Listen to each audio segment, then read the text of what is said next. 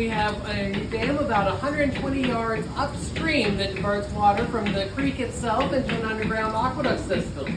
It'll drop 3.5 feet to the box on the other side of the bridge where I can close the gate over top of that spillway. Of course, when that water pressure equalizes in the fluke box and over the water wheel. The wheel on the back wall will actually raise the gate over top of our water wheel, and the lever sticking out of the center of the stage will actually put the whole system into gear.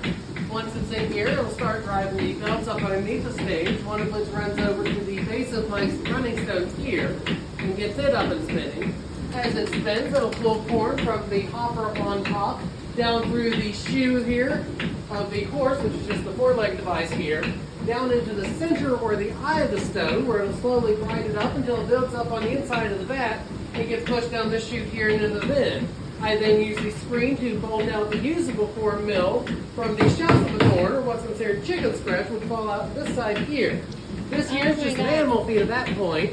I actually take home, feed my pigs and chickens, and then we bag up the usable corn mill in the back so we can sell it over to the gift shop. Thank you so much, sir. And do you think this flour is more tastier than the industrially made flour? Oh yes, much better. Would you like to give a little description how it is happening inside that machine? As it slowly falls down through the center, the running stone on top will be spinning. As it spins, it'll slowly pull the grain down through the center, out through the running and bed stone. There's actually a slight gap in between the two, and in between the two is where the grinding actually happens. As it keeps spinning, it'll slowly get pushed all the way around that stone and all the way out. Then it'll build up on the inside of that. As you can see here, we've got some building up. And it'll keep getting pushed until it comes out of this whole chute here down into the bin. And it's because of the heating effect? Yep. As the stones actually spin, they'll create a bit of a friction between the running stone's bed stone. I smell it actually, yeah. Is that the smell? Yep. Heating smell? Okay.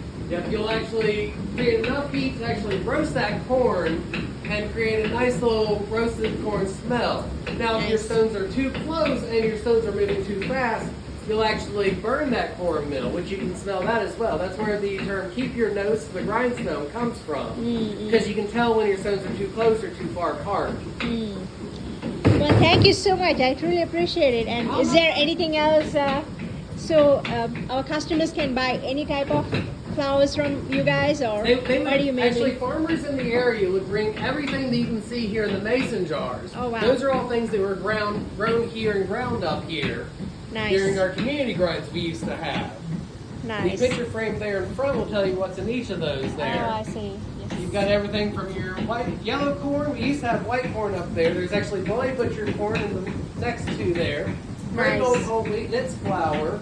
And then even some buckwheat here on the end, which is actually not considered a grain. It's more of a pseudopod, but it's close enough that you can get some good flour out of to make some buckwheat pancakes out of. Oh my God. Do you folks sell any baked foods here in the park? We don't sell any baked, we just sell the corn mill itself. Though originally we used to have a restaurant where the gift shop is now, and they would use the corn mill that was ground here for that. Nice. Well, thank you so much. I appreciate it, and have fun.